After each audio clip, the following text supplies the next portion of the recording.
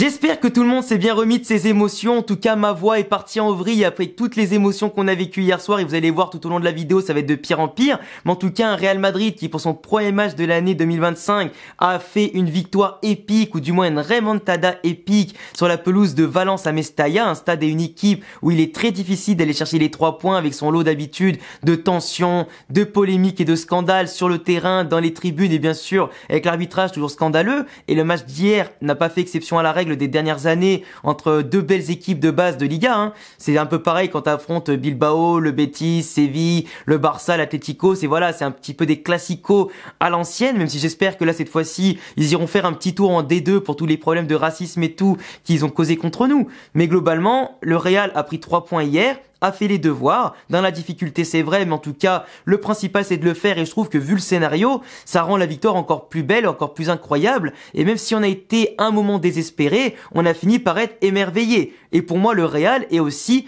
navrant que finalement enivrant, et c'est plutôt beau et poétique, tu vois. Et le Real, malgré un jeu très compliqué, une première mi-temps, voire une première heure de jeu cataclysmique, malgré une équipe de Valence qui aurait pu mener de 2-3 buts sans un grand Thibaut Courtois, et ils ont tellement reculé, ils nous ont tellement donné de chance de revenir, et après en plus ils nous ont quasiment offert le deuxième but. Pour moi, tu vois, cette victoire de chance, mais aussi victoire de champion, avec ce magnifique frappe qu'on a évité dans notre équerre de la part de Riora. Ce que je veux dire, c'est que tu vois, c'est une victoire qui sera pas anodine. Tu prends 5 points d'avance sur le Barça, tu dépasses l'Atlético Madrid, qui a encore un match en moins, mais au moins t'as ce joker-là d'avoir gagné, et pour moi c'est parfait. Avec une solidarité qui a été retrouvée, de l'impact qui montait en puissance petit à petit, certes pas beaucoup de football, mais de belles actions collectives par moments qui pouvaient donner espoir quand même qu'un jour on trouvera cette régularité. Mais tu vois, je vais pas refaire le match parce que tactiquement j'ai déjà analysé de la première à la 90e minute tout le match dans le débrief d'hier, que je te laisserai aller voir, et si possible coupe un petit peu le son parce que j'ai tellement crié Bamos que je m'en suis cassé la voix, et même les voisins m'ont envoyé un message pour me dire ça se voit que le Real Madrid a gagné son match, bravo à vous. Et ils m'ont rien dit parce que ils ont l'habitude. Mais en tout cas, il y a un truc qui est frustrant quand même avec le match d'hier, et on va prendre le temps quand même d'en discuter aujourd'hui dans une vidéo qui est dédiée, et vous l'avez vu dans le titre et sur la miniature. Pour moi, Vinicius Junior devient aujourd'hui autant une bénédiction pour le Real Madrid qu'une malédiction, ou du moins un problème qu'il faut absolument résoudre. Vinicius Junior, il a 24 ou 25 ans bientôt là. Il entame sa 5e ou 6e saison avec le Real Madrid, si je dis pas de bêtises. Au bout d'un moment, je dis bien au bout d'un moment, il faut apprendre à devenir intelligent.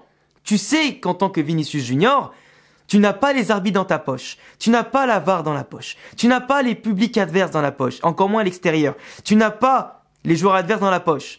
T'as une attitude qui est décriée dans le monde entier, souvent disproportionnée, il est vrai. Mais quand tu sais que t'as des fautes sur toi, que les adversaires sont pas sanctionnés, qu'on te siffle pas beaucoup de pénaltys pour toi, qu'on te siffle pas grand chose pour toi, pourquoi, quand tu as une provocation du gardien adverse qui certes te touche un peu, te dit sûrement quelque chose, pourquoi quand tu te relèves, par ego et surtout par connerie et débilité, tu vas lui mettre non pas les 2 mains dans le bras ou le torse pour le pousser légèrement, mais tu lui mets dans la tête. Moi la question que je me pose c'est, est-ce qu'il a un QI d'huître ou pas? Parce que autant il est capable de nous apporter énormément de choses, des titres, des buts, des passes, des folies, des gestes incroyables, des actions de ouf de la première à la 90e, un vrai bonhomme qui fait la différence et qui mérite le statut de meilleur joueur du monde, qui était à 2 doigts du Ballon d'Or. Sauf qu'aujourd'hui, par son attitude, il donne raison à tous les haters, il donne raison à toutes les critiques, il donne raison à ceux qui lui ont pas donné le Ballon d'Or, et il donne raison à ceux qui ne l'aiment pas. Parce que son attitude, pour moi, même pour moi aujourd'hui, je la trouve détestable. Même tu vois, si nous les supporters, on est censé être le bouclier pour lui contre les critiques, et même si lui il a connu même les critiques de Benzema, du public du Real Madrid, il a connu les critiques de tout le monde, parce qu'il était là, il flopait un petit peu, il était pas forcément très précis devant la cage, il ratait beaucoup de choses, il était pas régulier et tout, mais il a fini par se relever de l'enfer, subir le racisme et tout ça, en faire une force, lutter contre toutes les discriminations, lutter envers et contre tout, pour simplement faire retourner des vestes et aussi devenir le meilleur joueur du monde. Mais au bout d'un moment, tu sais sur quel terrain tu joues, à Mestalla, à Valence, avec les problèmes qu'il y a eu l'an dernier. Tu sais comment ça va se passer. Tu sais ce que vont faire les joueurs adverses. Tu sais que les joueurs adverses, te connaissent, ils savent que tu pètes vite un plomb. On l'a vu contre le Rayo Vallecano l'autre jour. Il pète un plomb, carton jaune, il manque le match contre Séville. Heureusement pour lui, on a gagné. Mais là maintenant, il risque 4 à 12 matchs de suspension. Parce qu'il n'est pas capable de fermer sa gueule et il n'est pas capable de se canaliser. Et moi, je comprends pas qu'au Real Madrid, même si c'est un très bon joueur qui a apporté des trophées et tout, qu'il n'y ait pas un mec dans le vestiaire, dans le staff ou dans le simplement la direction du club qui ouvre une comité de discipline et simplement qui lui prennent par le callback comme ça, qui le cale contre un mur, les deux yeux en face des trous et qui lui disent « Mec, tu déconnes, ça suffit. Tu fais ça 1 fois, 2 fois, 3 fois, 4 fois, 5 fois par an, au bout d'un moment ça suffit. » Parce que si ça arrivait en Copa del Rey ou en Ligue des Champions, surtout en Ligue des Champions, c'est quand même plus important, ça serait quand même grave. Parce que tu peux pas être à 10 contre 11 en perdant 1-0 sur des pelouses comme celle du Bayern, de Liverpool ou autre. À un moment donné, ça y est, les miracles on en a fait plein, mais on va pas en faire toutes les années, à tous les tours, tous les matchs. Ça y est, là ça a sorti à solidarifier un peu plus l'équipe, et elle leur a permis de se souder un peu plus et d'aller chercher la victoire envers et contre tout, malgré un penalty pas sifflé, malgré le but refusé, bien sûr pour hors-jeu à Kylian, malgré le penalty raté qui aurait dû être resifflé parce qu'il y avait même un défenseur qui était rentré dans la surface avant le tir de Bellingham. Bref, t'as plein de trucs comme ça, il y a eu plein de faits de jeu hier qui pouvait pousser à l'énerver et à pousser le Real Madrid dans la tombe et forcément vers une victoire impossible et une défaite certaine. Mais malgré tout ça, on a eu de la chance dans le malheur et on est sorti vainqueur d'un truc de base qui nous était pas destiné. Et finalement si. Mais tu vois, ça s'est fait sans Vinicius, comme un symbole. Et tu vois, ça prouve aujourd'hui que Vinicius, en fait, galvanise ses troupes quand il le veut, mais il les parasite aussi quand il le veut. Et malheureusement, c'est un électron libre qu'il faut canaliser. Et moi aujourd'hui, je comprends pas que personne lui dise ces 4 vérités. Ou alors je comprends pas que simplement ils s'en foutent. Parce que le mec qui tombe dans le piège tout le temps, c'est comme un mec à qui tu vas lui faire la même blague, et soit il va rigoler, soit il va mal le prendre à chaque fois. Mais à un moment donné, ça y est. T'as créé une carapace, t'as un mental, t'as 24-25 ans. Putain, mais t'es un adulte, réfléchis un peu. Sois plus intelligent. Parce que c'est justement en ignorant les adversaires que c'est toi qui vas les rendre fous. Et c'est après, avec des belles performances, une bonne attitude, que tu vas faire taire les rageux. Là, les gens qui lui ont pas donné le ballon d'or, qui l'aiment pas, qui le critiquent, ils s'en donnent à cœur joie. Et là, le problème, je vous prends le calendrier, s'il rate 4 matchs, parce qu'il peut en rater plus, je pense pas qu'il va en rater 5 ou 6, mais normalement, c'est minimum 4 matchs, ce qu'il a fait. Il va rater les matchs contre Las Palmas, Valladolid, Espanyol Barcelone, Atlético Madrid. Atlético Madrid. Le match pour le titre peut-être, il sera pas là.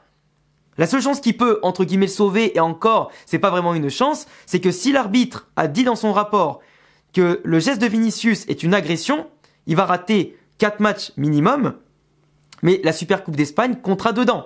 Donc ça fait qu'il raterait le match contre Mallorca en Supercoupe, il raterait la potentielle finale Barça-Bilbao, et après Valladolid et Las Palmas. Parce que la Copa del Rey c'est lundi, et je pense pas que la commission de discipline va actuer ça pour lundi. Et je pense pas que la Copa del Rey compterait pour le match, tu vois. Donc, dans tous les cas, il raterait la Supercoupe d'Espagne et la Liga. Mais il raterait pas l'Atlético Madrid en Liga. Ce qui d'un côté nous arrange pour le trophée en Liga, mais par contre pour la Supercoupe, c'est dommage. Parce que Vinicius, là aujourd'hui, il pénalise l'effectif. Parce que Vinicius, c'est quelqu'un qui, comme vous le savez, c'est un homme de finale. On va pas être ingrat. Comme je vous l'ai dit, il apporte des buts, des passes D, actions de folie, trophées et tout. Mais c'est un homme de finale. C'est un mec qui est là pour galvaniser, qui fait peur à l'adversaire et qui est décisif en tout temps, en finale. Supercoupe, Copa, Liga, ce que tu veux, Ligue des Champions, ce que tu veux. Le mec, il est toujours là dans les grands matchs. Sauf que s'il est pas là, c'est une arme en moins qui peut faire mal. Et si c'est un match contre le Barça ou Bilbao, ou même Mallorca, on va manquer de percussion, de vitesse et ce que tu veux, eh ben, on va regretter son absence. Là, contre Séville et contre Valence, on n'a pas regretté son absence. Du match ou sur la fin. Mais là, on peut le regretter pour des matchs qui comptent, pour des trophées. Et c'est dommage. Et tu vois, c'est le genre d'exemple, comme je te dis, qui pourra arriver en Ligue des Champions. Imaginons, je te pose un contexte. Demi-finale de Ligue des Champions. Il a déjà un carton jaune. Il subit une action un peu similaire à la 80e minute du match retour qu'on est en train de gagner. Je sais pas, imagine on gagne 2-0, on est qualifié, tu vois. Genre là, on n'est pas en train de courir derrière le score. Ou même imaginons, il y a encore la prolongation potentiellement, il y a match nul. Il se fait expulser. Eh ben, il y a quasiment beaucoup de chances qu'on va pas en finale derrière. ou simplement qui ne dispute pas la finale. Et comme c'est un mec qui marque en finale en général, eh ben on perd une option incroyable en finale. Peu importe contre qui on jouera. Et c'est dommage. Parce que, tu vois, là, il pourrait perdre un jour énormément de choses au-delà des ballons d'or. Et si il ne change pas son attitude, bah les ballons d'or, il risque pas d'en gagner. Et malheureusement, ça le pénalisera tout le temps. Autant que ça pénalisera le Real Madrid quand il faudra. Et pour moi, j'adore Vinicius. J'ai toujours été, en tout cas, un bouclier pour lui contre les critiques. Mais au bout d'un moment, il faut que nous-mêmes, même si c'est excusé sur Twitter, au bout d'un moment, faut lui dire la vérité. Et il faut que nous-mêmes, on se dise la vérité. Vinicius Junior est un grand joueur, mais à l'instar de Neymar ou de certains joueurs sud-américains ou autres qui pétaient des câbles n'importe quand de manière imprévisible, bah ils peuvent autant mettre une équipe dans la lumière qu'ils peuvent la couler. Et ça, c'est pas possible. Au très haut niveau, avec la VAR, tout ce qui se passe et tout ça, et dans ton contexte d'image qui malheureusement là ne va pas faire que s'améliorer, eh ben c'est compliqué. Et au bout d'un moment, des fois c'est passé comme par exemple contre Leipzig où il n'avait pas pris rouge, parce que là il avait tapé dans le torse et tout, mais là il le prend à la tête. Donc à un moment donné, c'est à nous qui prend la tête en fait. Et même au Real Madrid. Et tu vois, je serais pas surpris, après je te dis une connerie peut-être, mais je serais pas surpris qu'au bout d'un moment, si son comportement d'ici 2026-2027 ne s'améliore pas, donc d'ici la fin de son contrat, que Pérez lui dise, bah va en Arabie Saoudite. Parce que tu coules plus l'équipe au bout d'un moment qu'autre chose. Même s'il a rapporté beaucoup de succès, s'il ne change pas et qu'imaginons le Real Madrid n'a plus de succès d'ici là, ben au bout d'un moment le Real Madrid ils vont se dire tu nous causes plus de problèmes qu'autre chose, va-t'en et on prendra quelqu'un de plus sage, tu vois. Et c'est possible, ça peut arriver. Et même au bout d'un moment, si Vinicius ne remporte pas de ballon d'or, au bout d'un moment, subit des scandales et ne reste pas hermétique à ça, ne reste pas solide, c'est compliqué. Autant avant il y avait du racisme et tout, donc je comprends qu'il pète des plombs, n'importe qui pèterait des plombs. Mais là il subit pas de racisme, il a subi une poussette. Et il a pété un plomb. Donc au bout d'un moment, faut être intelligent. Et encore une fois, tu sais dans quel contexte tu jouais. Donc si c'est pour à chaque fois mettre le Real dans la merde, c'est compliqué. Certains peuvent dire, on met pas Vinicius à Mestalla dans ce cas. Mais de base, c'est au public adverse de se tenir à carreau. C'est aux joueurs adverses, parce qu'il n'y a pas de fumée sans feu, de se tenir à carreau. Mais vous le savez, dans le football, depuis la nuit des temps et dans le sport en général, que ce soit au niveau district, amateur et professionnel, dans toutes les disciplines du monde, il y a ce qu'on appelle le vice. Tu sais que l'adversaire, il a bobo quelque part, bah tu vas taper ici, parce que c'est comme ça, c'est le jeu, comme Mbappé avec son masque. Tu crois que les joueurs adverses à l'Euro, ils tapaient pas le masque? Ils le faisaient. Et bah Vinicius, ils savent qu'il a un mental en mousse, sur certains aspects, ils vont taper dessus. Parce que ça peut le sortir du match, parce qu'après, il va perdre des ballons bêtement, il va s'énerver, il fait pas les erreurs défensives, il va faire des fautes en défendant, il va s'emporter sur les dribbles et les faire n'importe comment, il va être moins efficace devant la cage, et puis voilà. Là où par exemple, je vais te prendre un exemple tout bête, Jude Bellingham, il rate son penalty. Est-ce qu'il s'est laissé abattre? Non, il a fait la diff comme un leader, à 10 contre 11, passe D et but derrière. Ça c'est un leader. Quelqu'un qui s'emporte pour de la merde et qui ne sait pas se canaliser et qui risque plus de couler l'équipe qu'autre chose, c'est pas un leader. Même s'il a marqué beaucoup de buts, qu'il a aidé énormément, des fois, faut aussi mettre en évidence les mauvais côtés. Et c'est comme ça. Et je pense que c'est pas être ingrat de le dire. Et je pense qu'on sera tous d'accord pour ça. Enfin bref les amis, je pense que j'en ai assez parlé dans cette vidéo. N'hésitez pas à me dire en commentaire ce que vous en pensez. Abonnez-vous, cochez la cloche et puis on se retrouve à bientôt pour d'autres vidéos. Ciao les frérots.